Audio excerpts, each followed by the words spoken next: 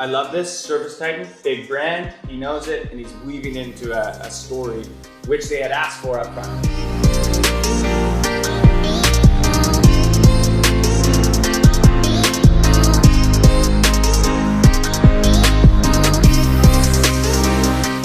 All right, so today we are looking at a demo from Hazel, and Wisam, their CEO, actually, is going to be running this demo.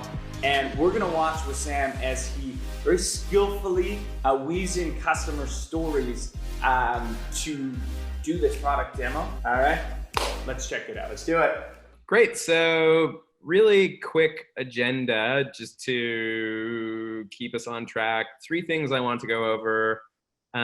One is I wanted to do just a quick recap of my understanding of where you all are at based on my last call with Michelle. 2, the most exciting part is I wanted to walk you through the product and of course give you an opportunity to ask any questions. And then finally, at the end, we'll just leave 5 minutes. If it makes sense for us to continue chatting after this call, then we'll book a time for the next step. The next step in our process is what we call an implementation overview call.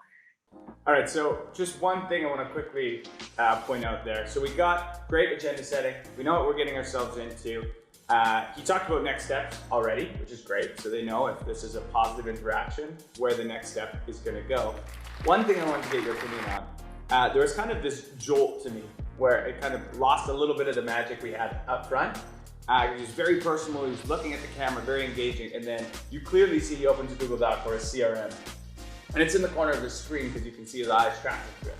Well, I actually didn't pick up on it. Okay. And so I think it really is important though, like you're saying, to treat this like you're in the room with the person. I don't think it's any different than normal presentation. When I'm looking at, I mean, at Replays, we're reviewing hundreds of hours of demos, and it's very common to see people forget the fact that they're actually actively engaged with a human being on the other side. Right. And because there's so many moving parts in a demo, which I get, we've all been there, right? Mm-hmm. But to your point, I think it's so important to engage with the right level of eye contact as if they were in the room. Right. And so even though I didn't pick up on it, maybe I would be in a couple minutes here, and you did. So the point is, I think it's something that he should definitely be looking at for sure. Yeah. I think it's a great point. You wouldn't have, I was here meeting with you, I wouldn't have my phone open and going like this, right. You know, reading notes, so. And you know what, I agree, he nailed the agenda. Like, excellent job, excellent framework, like full marks there. Yeah. So important for the roadmap to be established right at the outset of the discussion, kind of after the building rapport piece. So let's talk about mentorship quickly, just because we're on the topic. This is one of the things I wanted to dig into, and we can talk more about it. But Michelle, I know you said last time that mentorship is, I think you called it a hot topic right now. Tell me more about that. Who's actually talking about it? Is it just the HR team, or are there other business leaders that have been talking about wanting to introduce mentorship programs within their organizations? I hear it all across the board. So I hear it definitely within the People Ops team here at Techstars. It's definitely come up, and I've gone to several like HR conferences, and it's kind of come up as like the future of People Ops and what we're responsible for. So I think it's kind of like a cutting edge, like hot new thing. But then also in a lot of the conversations I'm having with employees of all different levels and experiences, that mentorship is a thing that I think I'm hearing a lot of people craving. And that they wish that there was more opportunities for them to kind of seek out mentors or having a mentor and not necessarily knowing how to go about it in an effective way. It's kind of awkward sometimes, who's the right person. So I think it's kind of a combination of all those things. So yeah, Scott, I really like how Wisam is asking good, thoughtful, open-ended questions and getting the customer's sort of perspective. What are your thoughts? One of the most common questions is tell me more about it. Yeah. Right? It's like peeling back that onion, because don't just ask one question because you'll get a surface answer. Yeah. But then when they give you that answer, be like, oh, interesting. Right. Why is that? And then, you know, I think I learned this from you, like 3 whys will get you the real truth behind the truth. Yeah. So I like what he's doing here, peeling back that. Absolutely. Open-ended approach, right? Yeah, absolutely. Okay, great. Right now, we've been running basically like a mentorship alpha program with one of our customers, Service Titan. This is something that was like totally top of mind for them as well. They're a large organization. They're about 600 people. All right, so we'll pause here really quick. I love this. Service Titan, big brand. He knows it, and he's weaving into a story which they had asked for up front. customer case study. So I love this. Name drops, you know, it helps. 100%. What I often get asked, what's the right amount of stories? And I'd say a general guide is 3 to 5 customer stories as you're going through. A, weave in a couple big brands so people can identify with them. B, try and find brands, obviously, that have some synchronicity with the specific background of this customer. Yeah. And C, it's so important to highlight the features and benefits of the solution with customer stories. So yeah, he's getting it. That's a really interesting point, and it's kind of making me backtrack on my point a little bit, because I know I've been in situations where I name drop all these really sexy companies. Right. That I think big logos, enterprise companies, and that's actually scared off companies before, because like, that's not me. We don't play in that world. Yeah, right? totally. So I like that point of making sure the customers that you bring up match the company that you're talking Yeah, 100%. I think that makes sense. about. I like it. Okay. All right, let's see it. All right, let's do it. What's the best way to think about it? Whether we should go look for people who are craving to be mentors or people who are craving to get mentored? I don't know.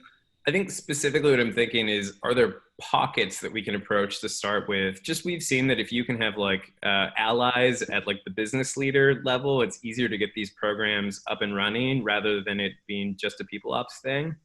So So I think like VP level executives whose like organizations would be particularly keen to be involved in something like this. Okay, great. What are your thoughts on the whole getting the senior leader buy-in here? I love it. He's doing it up front. He's trying to map out the org, and I think it's really strategic. He's obviously run these deals before and knows that, you know, for these to be successful and these to go through, you need a VP to buy it. Yeah. So why not put it on the table up front?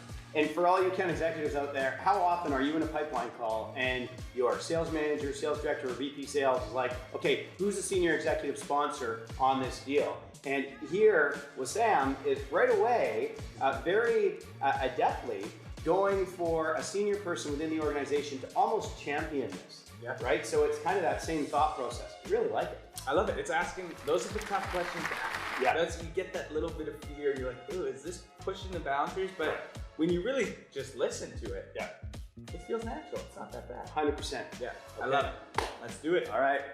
This gives managers a good sense of where they need to improve. And when it comes to asking them to opt in if they want to be mentored, they have some skin in the game because they know, like, hey, my team said that they want to see me have more regular career development conversations with me. It's not that I'm like closed to that and don't want to do it. It's just like, maybe I don't know how to best to do it, right? I'd love to talk to a manager at Techstars, a peer who is doing a good job of this. And you can think of this through the same lens as one of the suggestions I had for this next group that's going through your Q3 manager training program was, wouldn't it be great if we did one of these assessments ahead of the program? So that them going into the 6 weeks of training, they're already perked up on like, oh, I need to make sure that I focus on like this in class because this came up in my manager feedback report and, you know, it's something important. And when they hear that bit in one of the sessions, you know, their ears are perked up, they're listening because it's tightly relevant to them because they just got that feedback from their team that, hey, this is an area that I want to see you close the gap on. Does that make sense on how this could work for, I've kind of split the conversation now because we were talking about mentorship, but I've also introduced how this would work pre-manager training program. I think it's the same idea for both, giving managers an understanding of where they're at so that they feel more compelled to want to take action to improve. Okay, this is being very, very well executed in my opinion on Wisam's side. If we just look at what he said over the last couple minutes, he's starting to paint a picture of what this can look like when it's implemented, addressing some pain points, like putting an actual use case in action, and then sort of checking in and saying, what are your thoughts on that? Like, to me, this is the standard of what a demo should be. It's not, look at the feature benefit, look at the bells and whistles. Yeah. It's like, let's collectively discuss how in the real world this can be implemented, and let's talk about a specific use case. Like, honestly, like 10 out of 10 with Sam. I think it's great. Yeah. And he's not just checking in for the sake of checking in. He's not doing the classic, does this make sense? Which I hate that question. He's doing the proper way to check in, which is, can you see this working at your company? Is everything that I'm saying relevant to you and your organization? Totally. I love it. Me too. All right, let's do it. Keep going with Sam. There's got to be a point here where we've got some more constructive feedback. Yeah, let's look for some mean things. He's to say. killing it. Yeah. What can I say? Okay, here we go. I think eventually we'll want to do manager training for every new every new manager. But Yep. at this, we have a lot of managers who never went through manager training because we didn't have that before. So we're adding people retroactively, and so we have in some instances it's really awesome because they like the mix of people who have. It's very discussion based, and so they love having people who are either new managers or experienced managers. But in the future, that might change, and so I just want to see that we don't change how we do things too much on them, but just know that once we get there where every manager has gone through some version of it so that they know what the foundation is, then this could be really awesome for all new manager training. But yeah, there's a lot to think about. I think there's many ways to go about it. Yeah. No, that concern totally makes sense to me. You wouldn't want them to feel like they're being singled out because of this thing and now forced to go through this 6-week program. Let me ask you, my understanding is that you're hoping to have 8 to 12 managers go through the next iteration of the manager training program. All right, so pause right here. Yeah. And Wisam's ego is going to get big because it's another compliment. But I love how he validates her concern. You know, he said, that's a valid concern. Right. And then he answers the question with a question, which Yeah. is what you want to do. Again, it's about peeling back where she's actually going with it. And I think it's great. The only concern I have right now is because it's been hammered into my head. Sam Jacobs, our podcast host, always talks about this happy years. And it's almost going too well.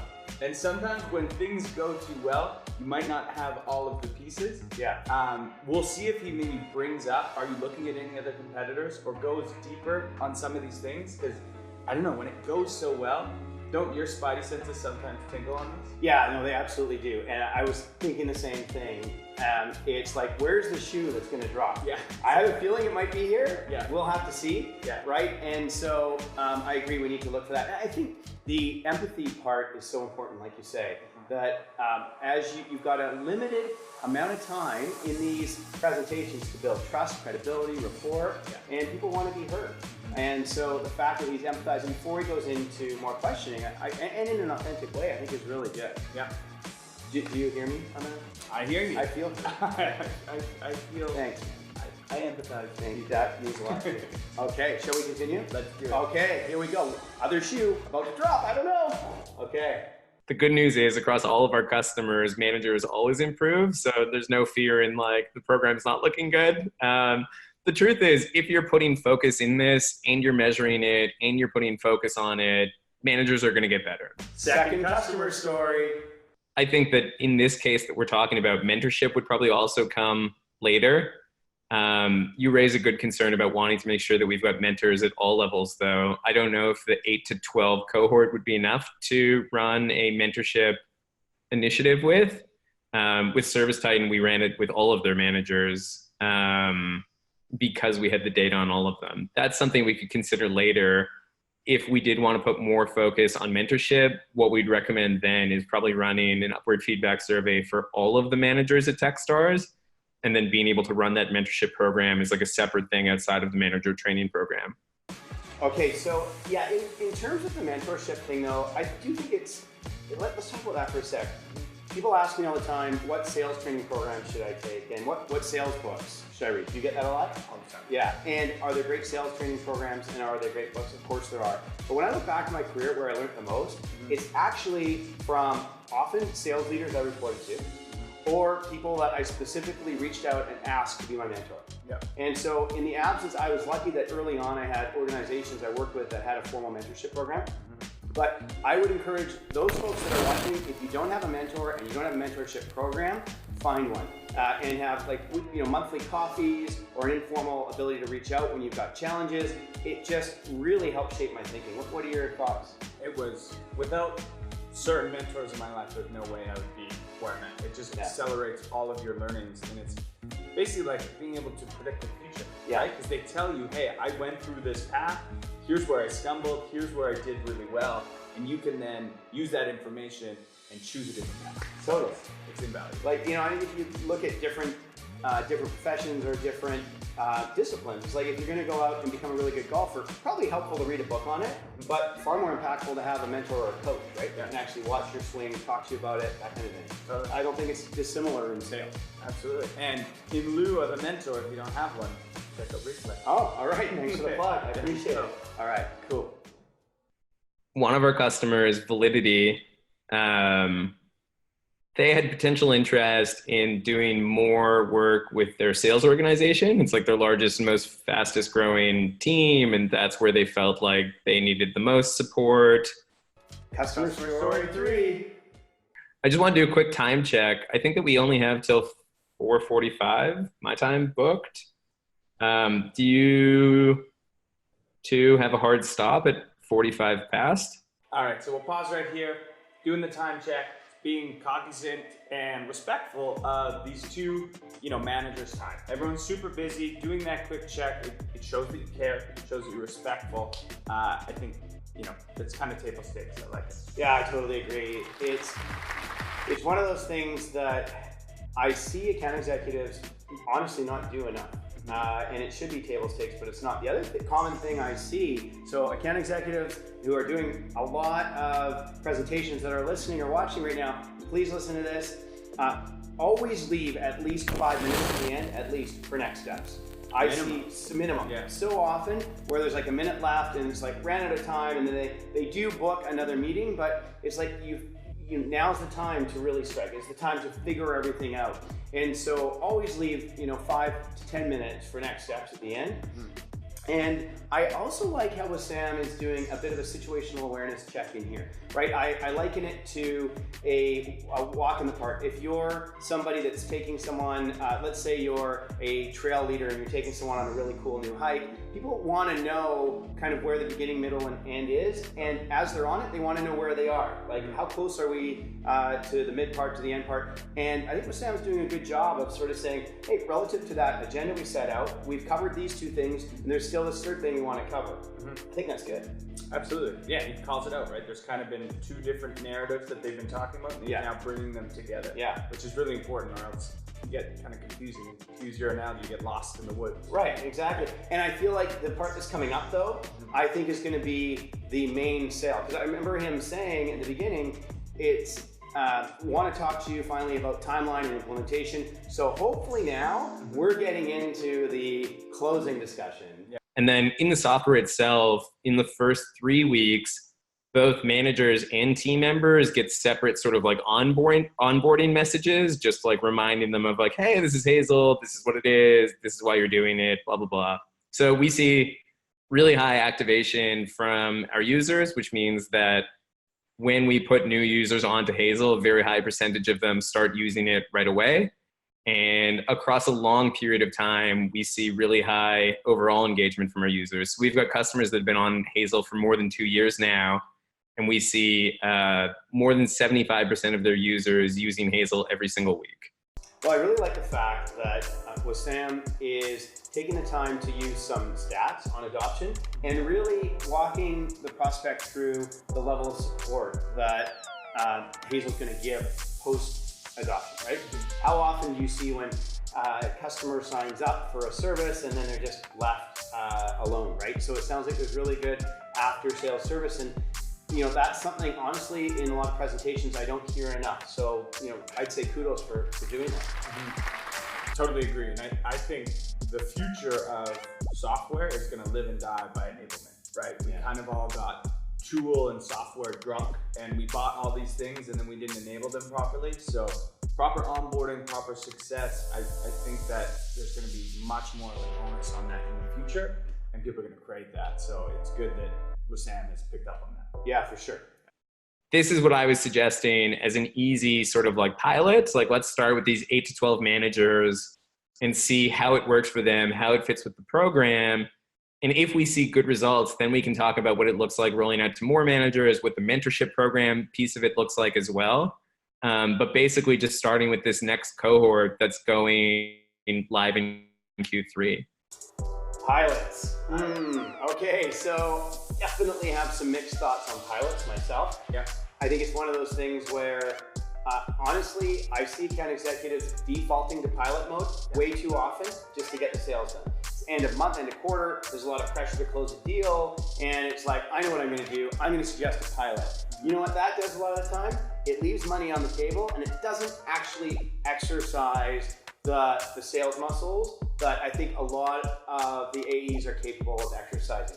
It's the easy way out. I do think it's important sometimes, don't get me wrong, there's a time and place for pilots. This may be one, but I would have liked to have heard Wisam go for the full meal deal. Now, you and I don't have the benefit of knowing the context of the previous conversations because there was a discussion before this, but what are your thoughts? So for me, it's lengthening the deal cycle, or where you ultimately want to get to, which is the large deal. And yeah, it feels like a cop-out. I'm down with pilots. Pilots are great, but I don't think you want to, proactively be suggesting. Yeah. If they bring up, hey, could we do a pilot? Yeah, I think we can make that happen, but I don't think you should be suggesting. Agreed. And in terms of ingredients for pilots, I would only agree to a pilot under these circumstances. It's time bound, there's success metrics that are clearly defined, and honestly, make it a paid pilot. If you believe in your solution, your product, make it paid. Yeah, I love that. Great advice. All right, so overall, what are your thoughts? How did this demo go in your eyes? I always look at, from a third-party observer, how did the salesperson make me feel? And I feel like he was very confident, knew the product in and out. As a CEO, we would expect that. Yeah. But I see a lot of CEOs who do demos that aren't able to effectively communicate. And he is a great communicator, clearly. Yes. Yeah. And I saw a lot of thoughtful questions and engagement. It didn't feel like this was a boring demo, right? It was an engaging conversation about strategic moves they're looking at making within the organization. And so, I think that if I were that prospect, I would think that this person has an interesting solution, that they care, that they're a good listener, and that my company is going to be in good hands. What did you think? Yeah, I agree with everything you said there. So a great communicator. I love the fact that he brought up, 4 customer stories, which was amazing. So he was speaking through customer stories. You want to do that. Let your customers sell for you. I think he did that really well. My only thing that, now that I'm looking back on it, was because Hazel is a startup, you got the CEO running the demo. I think when he went in and kind of let them see behind the curtain a little bit, and was like, oh, this demo is new to me and this slide is new, you can kind of go into this bucket of, ooh, maybe they're too startup-y for me. Right. It's this fine line. Yeah. And you almost need to, when you're a startup, create this facade that you're bigger than you are, right? And so he had a few things there that I think he should maybe zip up a little bit. But overall with Sam, he's an amazing communicator. I think he did nail this demo, except for the last 5 minutes in my eyes. Totally agree. Does he get the Scott and Dave green light? He does. Okay. Yeah. All right, green light. Green light. Nice work.